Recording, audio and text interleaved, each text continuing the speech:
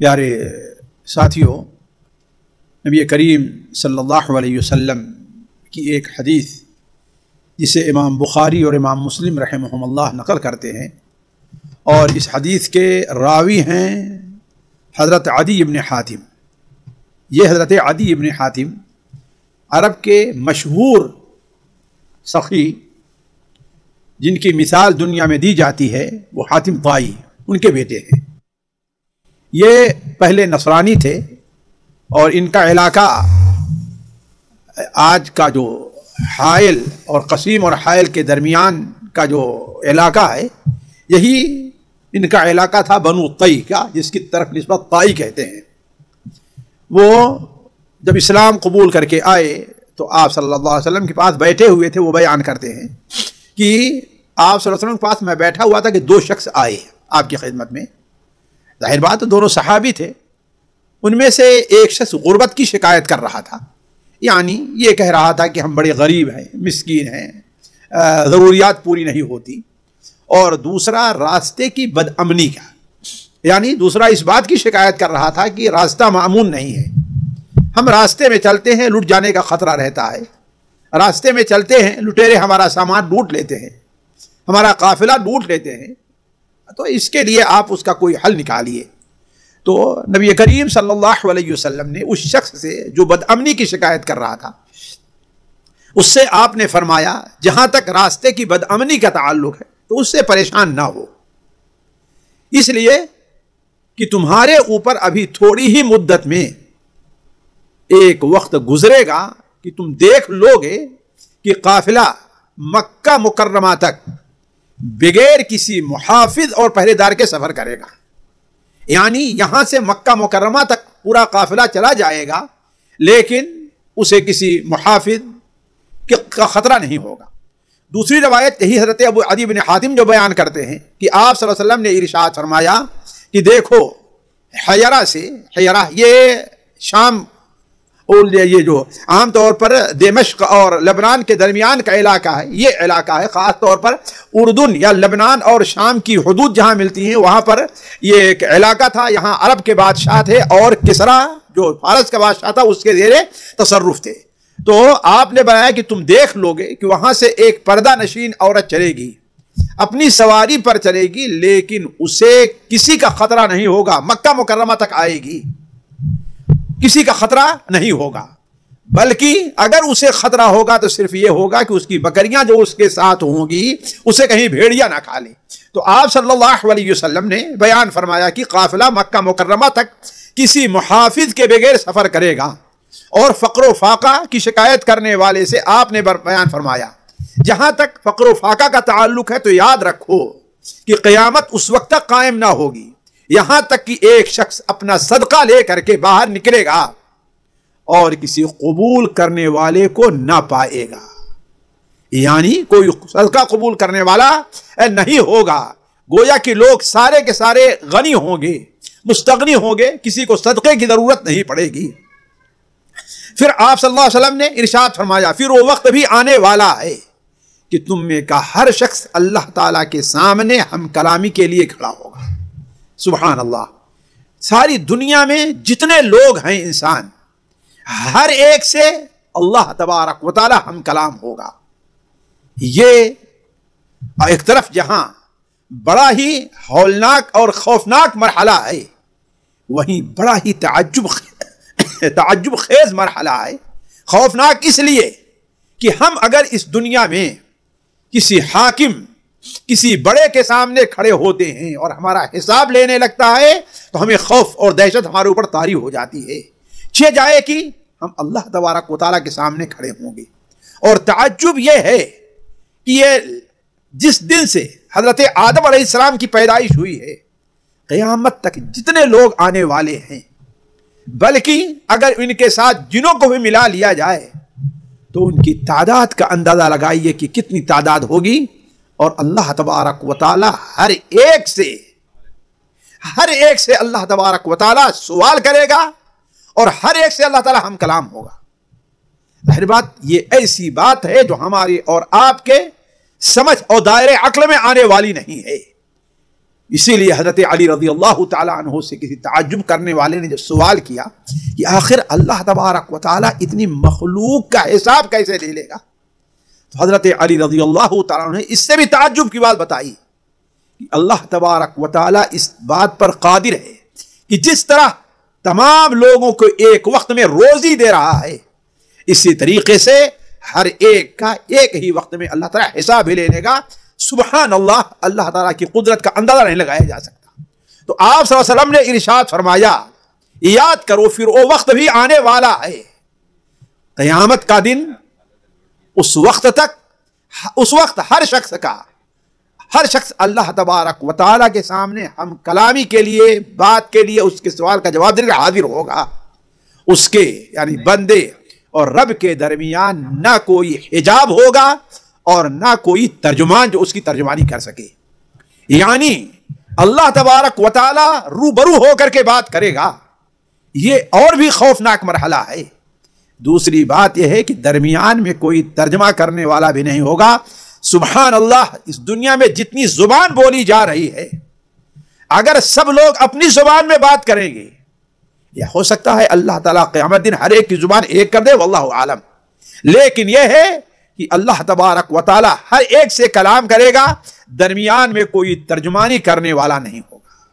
پھر آپ صلی اللہ علیہ وسلم نے اللہ تبارک و تعالیٰ کیا بات کرے گا، اللہ سے کیا گفتگو ہوگی، ان میں سے دو ایک چیز کا آپ نے ذکر فرمایا۔ پہلی چیز آپ نے بیان فرمایا، اور یہ چیز ساتھیوں ہمارے لیے باعث عبرت ہے۔ پہلی چیز، اللہ تبارک و تعالیٰ بندے سے کہے گا، کیا میں نے تجھے مال نہیں دیا تھا؟ کیا میں نے تجھے مال نہیں دیا تھا؟ یہ مال، یہ تنخواہ، یہ ریال، یہ روپے، یہ کپڑے، جو چیز بھی یہ مال کی شکل میں ہے، زمین جائیداد جس شکل میں ہے، ہر چیز سے متعلق اللہ تعالیٰ سوال کرے گا۔ تو سبحان اللہ، اللہ تعالیٰ فرمائے گا ہم نے تجھے مال نہیں دیا تھا، ظاہر بات وہاں کسی کو انکار کی گنجائش نہیں ہوگی کہ ہر ایک کو اللہ تعالیٰ نے کچھ نہ کچھ مال تو دیا ہے کہ نہیں دیا ہے۔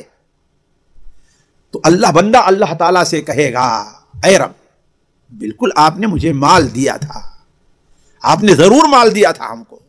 پھر اللہ تبارک و تعالیٰ سوال کرے گا، کیا تیری طرف ہم نے اپنا رسول نہیں بھیجا تھا؟ اللہ کا پیغام پہنچانے والا تیرے طرف نہیں آیا تھا؟ تجھے کوئی یہ بتانے والا نہیں تھا کہ توحید اللہ تبارک و تعالیٰ کا حق ہے جسے ادا کرو، شرک اللہ تبارک و تعالیٰ کے ساتھ بغاوت ہے، اس سے پرہیز کرو، سنت اللہ تبارک و تعالیٰ تک پہنچنے کا طریقہ ہے، اسے اختیار کرو، بدعت اللہ تبارک و تعالیٰ سے دور لے جانے والا طریقہ ہے، اس سے اجتناب کرو، نماز پڑھو، زکوٰۃ دو، سچ بولو، یعنی کوئی بھی جتنی بھی چیزیں اللہ نے حکم دیا ہے۔ تو پوچھے گا، کیا ہم نے تمہاری طرف اپنا رسول نہیں بھیجا تھا؟ وہ جواب دے گا کہ آپ نے ضرور بھیجا تھا۔ پھر جب اللہ تبارک و تعالیٰ سوال کرنے لگے گا تو جب بندہ اپنی دائیں جانب دیکھے گا تو جہنم کی آگ ہوگی، اس لیے کہ ساتھیوں قیامت کے دن جنت میں جانے کا راستہ جہنم کو پار کر کے ہے، گویا بندے کے سامنے اور جنت کے سامنے درمیان، بندے اور جنت کے درمیان جہنم حائل ہوگی۔ وہ خوش نصیب ہوگا جو جہنم کو پار کر لے گا، اور بڑا ہی بد نصیب ہوگا اس کے لیے پار کرنے کی نہ کوئی سواری ہوگی، نہ اسے پار کرنے کا راستہ ملے گا۔ کیوں؟ اس لیے کہ اس نے دنیا میں صراط مستقیم جو اللہ تعالیٰ اس کی جنت تک پہنچانے والا راستہ ہے، اس کو اس نے چھوڑ دیا تھا۔ تو علی کل حال اللہ تبارک و تعالیٰ جب اس سے سوال کر رہا ہوگا تو وہ بندہ اپنی دائیں جانب دیکھے گا تو صرف جہنم کی آگ ہوگی، اور جب بائیں جانب دیکھے گا تو اس طرف بھی جہنم کی آگ ہی آگ ہوگی۔ سامنے اللہ تبارک و تعالیٰ حساب لے رہا ہوگا۔ تو یہ موقع کس قدر خطرناک ہوگا، اس موقف کی خوفناکی کو یاد کراتے ہوئے، اسے دھیان دلاتے ہوئے آپ صلی اللہ علیہ وسلم نے فرمایا، فاتقوا النار ولو بشق تمرہ، فاتقوا النار ولو بشق تمرہ، اے لوگو تم اپنے آپ کو اس آگ سے بچاؤ۔ یہ آگ پار کر کے تم لوگ کس طرح سے جنت تک پہنچو گے، اس کا سامان کرو. فاتقوا النار ولو بشق تمرہ, تم خواہ کھجور کا آدھا حصہ ہی کیوں نہ ہو اسے خرچ کر کے اپنے آپ کو جہنم کی آگ سے بچا لو. اور اگر کوئی شخص یہ کہتا ہے کہ ہم تو بالکل ہی کنگال ہیں, ہمارے لیے تو ایک کھجور بھی میسر نہیں ہے, تو آپ صلی اللہ علیہ وسلم نے ارشاد فرمایا فَبِكَلِمَةٍ طَيِّبَةٍ, تو بھلی بات کہہ کر کے, اچھی بات کہہ کر کے تم اپنے آپ کو جہنم کی آگ سے بچاؤ. ساتھیو, یہ ایک حدیث ہے جس میں ہمارے اور آپ کے لیے بہت بڑی عبرت کے سامان موجود ہیں. سب سے پہلی چیز ساتھیو, ہمارا یہ ایمان ہونا چاہیے کہ ہر مشکل کے بعد آسانی ہے. اللہ تبارک و تعالی نے اسی حقیقت کا اظہار فرمایا ہے سورہ الشرح کے اندر, فَإِنَّ مَعَ الْعُسْرِ يُسْرًا إِنَّ مَعَ الْعُسْرِ يُسْرًا. یاد رکھو ہر سختی کے بعد آسانی ہے, یاد رکھو ہر سختی کے بعد آسانی ہے. اسی لیے آپ دیکھیں کوئی بھی ایسا شخص نہیں ہے جس کے اوپر مشکل وقت زیادہ ہو اور آسانی کے وقت کم ہو. مثال کے طور پر ایک انسان ہے, اس کے اوپر صحت کے ایام زیادہ ہوتے ہیں اور بیماری کے ایام کم ہوا کرتے ہیں. ایک شخص ہے, آپ غور کر لیں کہ اس کے اوپر خوف کے ایام کم ہوا کرتے ہیں اور امن کے ایام زیادہ ہوا کرتے ہیں. تو فَإِنَّ مَعَ الْعُسْرِ يُسْرًا إِنَّ مَعَ الْعُسْرِ يُسْرًا. اسی لیے آپ صلی اللہ علیہ وسلم نے ان دونوں کو, ایک جو بدامنی کی شکایت کر رہا تھا اور ایک جو غربت کی شکایت کر رہا تھا, آپ فرمائے کہ یاد رکھو کہ یہ بدامنی جو ہے امن میں بدلنے والی ہے, اور یہ تمہاری غربت اس قدر بے نیازی اور غنا کے اندر بدلے گی کہ تمہارا صدقہ قبول کرنے والا کوئی نہیں ملے گا. یعنی اس سختی کے بعد آسانی آنے والی ہے. لہذا ہر مومن کو, ہر مسلمان کو اپنا یہ عقیدہ رکھنا چاہیے کہ ہر رات کے بعد صبح آتی ہے, کوئی ایسی رات نہیں ہے جس کے بعد صبح نہ ہو. اسی طریقے سے ہر مشکل کے بعد آسانی آتی ہے, کوئی ایسی مشکل نہیں جس کے بعد آسانی نہ ہو. لہذا مشکل کے ایام میں صبر سے اور احتساب سے کام لینا چاہیے, صبر سے اور ثواب کی نیت اس میں رکھنی چاہیے, اس میں بے صبری کا مظاہرہ نہ ہو, اور جب آسانی کے وقت آئیں تو اللہ تبارک و تعالیٰ کا شکر ادا کرنا چاہیے.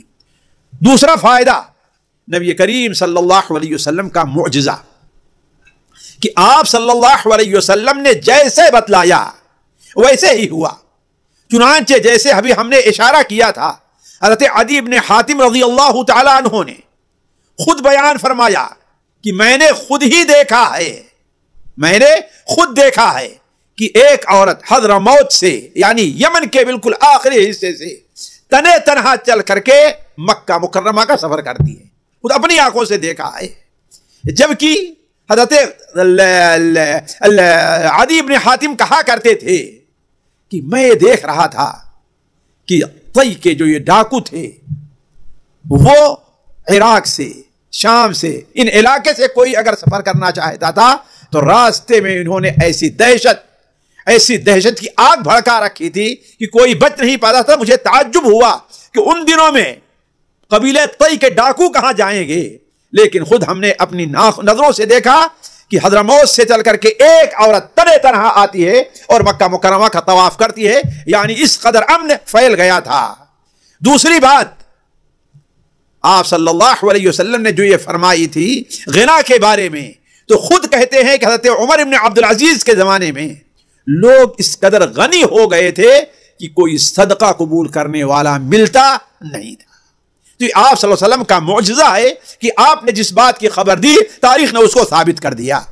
تیسری چیز ساتھیوں, نبی کریم صلی اللہ علیہ وسلم کی انسانیت کے اوپر رحمت, کہ لوگوں کے اوپر جو بدامنی پریشانی, خصوصاً عرب کے اندر, جس عرب کے اندر لوگ امن کا خواب نہیں دیکھ سکتے تھے, اللہ تعالیٰ نے صرف مکہ مکرمہ کو بلد امین بنایا تھا, جیسا کہ قریش سے کہا وَآمَنَهُمْ مِنْ خَوْفٍ, لیکن سارے عرب کے اندر اللہ تبارک و تعالیٰ نے نبی کریم صلی اللہ علیہ وسلم تعلیمات کے ذریعے سے امن پھیلا دیا.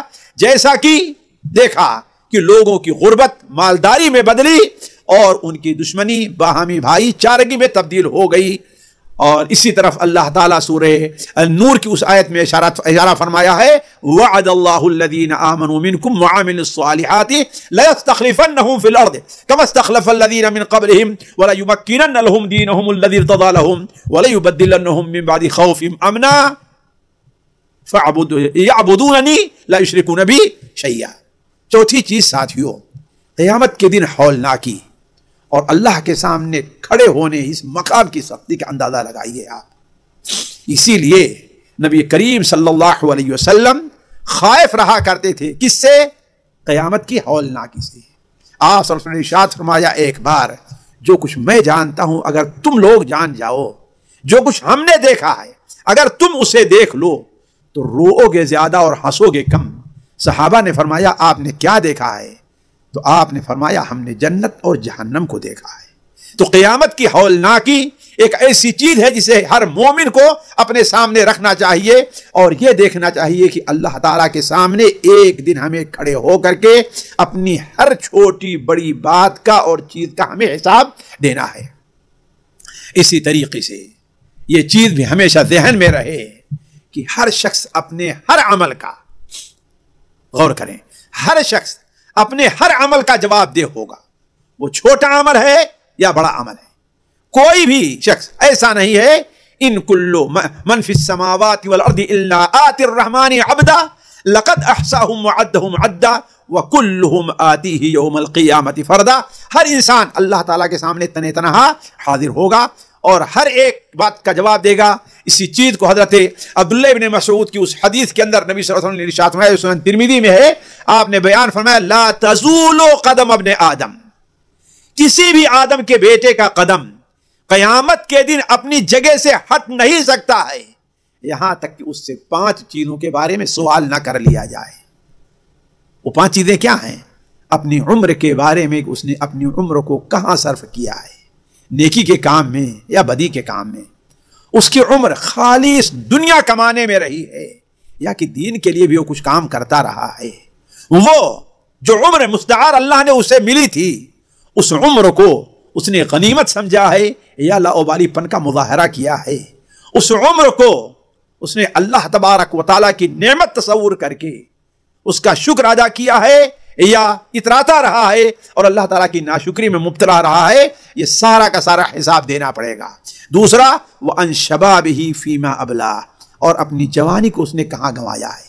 جوانی کے ایام میں روزہ رکھ سکتا تھا، نماز اور لمبے قیام کر سکتا تھا، جوانی کے ایام میں مال کما کر اللہ کے راستے میں صدقہ کر سکتا تھا، جوانی کے راستے میں وہ اللہ تعالیٰ کے راستے میں محنت اور جہاد کر سکتا تھا۔ کیا اس نے اپنی جوانی کو اس میں لگایا ہے یا اپنی جوانی خالص خواہشات کو پوری کرنے میں اس نے گنوا دیا ہے؟ قسم قسم کے کھانے ہونے چاہیے، اچھے اچھے سے کپڑے ہونا چاہیے، بہترین سی ہمارے لیے سواری ہونا چاہیے، سارا اپنی جوانی اسی میں صرف کر دیا اور اللہ کے لیے اس نے کچھ نہیں لیا ہے۔ تیسری چیز وَعَنْ مَالِهِ مِنْ أَيْنَ اكْتَسَبَهُ وَفِيمَا أَنْفَقَهُ، اور اس کے مال کے بارے میں سوال ہوگا۔ یہ 2 چیزیں ہیں کہ اس نے مال کہاں سے کمایا ہے، حلال جگہ سے کمایا ہے یا حرام جگہ سے کمایا ہے، سود کا پیسہ اس کے پاس آیا ہے کہ جائز تجارت کا پیسہ اس کے پاس آیا ہے، وہ نوکری کر رہا تھا، نوکری کے وقت میں وہ خیانت سے کام تو نہیں لے رہا تھا، وہ پورے وقت تنخواہ تو پوری لیتا تھا لیکن وقت جو ہے پورا نہیں دیتا تھا۔ اس طریقے سے یہ پیسہ جو کمایا ہے اسے جائز جگہ خرچ کیا تھا، حق جہاں خرچ کرنے کا ہے وہاں خرچ کیا تھا، کہ باطل میں لہو و لعب کے اندر اور فضول خرچی کے طور پر اس کو اس نے خرچ کر دیا تھا۔ اور آخر میں وَمَاذَا عَمِلَ فِي مَا عَلِمَ، اس نے اپنے علم کے مطابق کہاں تک عمل کیا تھا۔ اس کو معلوم تھا کہ جنت کا راستہ عمل کے ذریعے ہی طے کیا جا سکتا ہے، بغیر عمل کے کوئی شخص جنت میں نہیں جائے گا۔ اسے معلوم تھا کہ جنت نیک کام کے مرہون منت ہے، اسے معلوم تھا کہ بدعملی اور برے کام جہنم میں لے جانے والے ہیں، تو کیا اپنے علم کے مطابق اس نے عمل کیا یا عمل نہیں کیا؟ یا جیسا کہ عموماً لوگ جانتے ہیں کہ نماز پڑھنا اللہ کا فریضہ ہے لیکن نماز نہیں پڑھتے، تو یہ حساب لیا جائے گا وَمَاذَا عَمِلَ فِيمَا عَلِمَ۔ اسی طریقے سے یہ بات بھی ہمیں ذہن میں رکھنی چاہیے کہ جہنم سے نجات عمل صالح ہی کے ذریعے ہے۔ جہنم سے نجات بغیر عمل صالح کے ملنے والی نہیں ہے۔ وَتِلْكَ الْجَنَّةُ الَّتِي أُورِثْتُمُوهَا بِمَا كُنْتُمْ تَعْمَلُونَ، یہ جنت جو تمہیں دی جا رہی ہے، جس کے وارث تم بن رہے ہو، یہ اسی کے عوض ہے کہ تم نیک عمل دنیا میں کرتے رہے ہو۔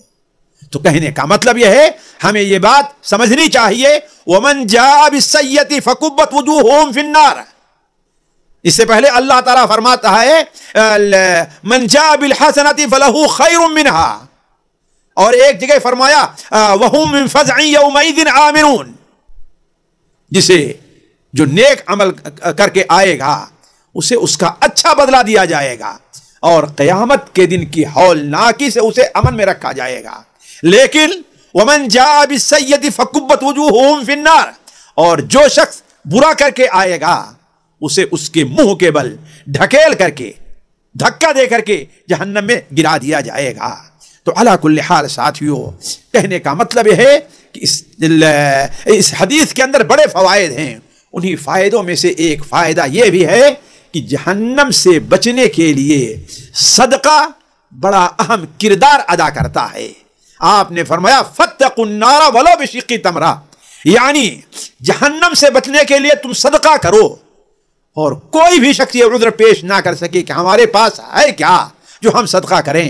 اس کو اگر آدھی روٹی ملتی ہے، اس کو اگر آدھی کھجور میسر آتی ہے، تو وہ بھی اللہ تعالیٰ کے راستے میں صدقہ کرنے سے چوکے نہیں۔ حضرت ابو ذر رضی اللہ تعالیٰ عنہ بیان کرتے ہیں کہ نبی کریم صلی اللہ علیہ وسلم نے ارشاد فرمایا، بلکہ یہ حضرت ابو ذر کا عبداللہ بن مسعود کا قول ہے کہ ایک شخص 60 سال تک اللہ تبارک و تعالیٰ کی عبادت کرتا رہا، اور کہاں؟ کٹیا اور صومعہ میں بیٹھ کر کے، جیسا کہ نصارہ کے عباد کا اور ان کے زہاد کا طریقہ رہا ہے۔ ایک بار اس نے دیکھا کہ بڑی اچھی بارش ہوئی ہے، زمین لہلہا اٹھی ہے، وہ کہتا ہے ذرا نیچے اتر کر کے اللہ تبارک و تعالیٰ کی قدرت کا مشاہدہ تو کریں کہ یہ مردہ زمین بارش سے کیسے لہلہا اٹھی ہے۔ وہ اترتا ہے تو ادھر سے بکریاں چرانے والی ایک عورت ادھر سے گزرتی ہے، سالہ سال سے وہ عورتوں سے دور رہا ہے۔ دیکھا اس عورت کو، شیطان درمیان میں کود پڑا۔ اب جب شیطان کود پڑا تو اس کے ساتھ وہ زنا کر بیٹھا، لیکن فوراً ہی اسے احساس ہوا، اور اس قدر اپنی شرمندگی کا احساس ہوا کہ وہ وہاں سے نکلتا ہے۔ کسی نے اسے 1 یا 2 روٹی دے دی، وہ آتا ہے کہ نہائیں اور نہا کر کے توبہ کریں۔ اسی درمیان میں وہ نہانے کے لیے جا رہا تھا کہ ادھر سے ایک فقیر آتا ہے اور وہ اس سے وہ روٹی دے دیتا ہے، اور ابھی نہانے کے لیے نہیں پہنچا تھا کہ اس کی روح قبض کر لی گئی اور اس کے اوپر موت طاری ہو گئی۔ آج کل کے زمانے میں ہوتا تو کہتے ہارٹ اٹیک ہو گیا، لیکن ہارٹ اٹیک کس کے ہاتھ میں ہے؟ اللہ تبارک و تعالیٰ۔ اب جب اس کی نیکیاں تولی جانے لگی تو اس کی 60 سال کی عبادت زنا سے مقابلے میں ہلکی ہو گئی ہے۔ لیکن آخر میں اللہ تعالیٰ نے کہا ابھی مرنے سے چند سیکنڈ پہلے اس نے جو صدقہ کیا تھا وہ کہاں ہے؟ جب اس روٹی کو اس کے نیکیوں کے پلے میں رکھا گیا پلہ بھاری ہو گیا۔ تو فَاتَّقُوا النَّارَ وَلَوْ بِشِقِّ تَمْرَةٍ۔ تو ساتھیوں، ہمیں ہر وہ شخص جو جہنم سے خائف ہو اسے اپنا یہ طریقہ بتا لینا چاہیے کہ اللہ تعالیٰ کے راستے میں کچھ نہ کچھ صدقہ وہ ضرور کرتا رہے، اور اگر اسے کچھ بھی نہیں مل سکتا ہے تو کیا ہے؟ فَبِكَلِمَةٍ طَيِّبَةٍ، وہ کیا ہے؟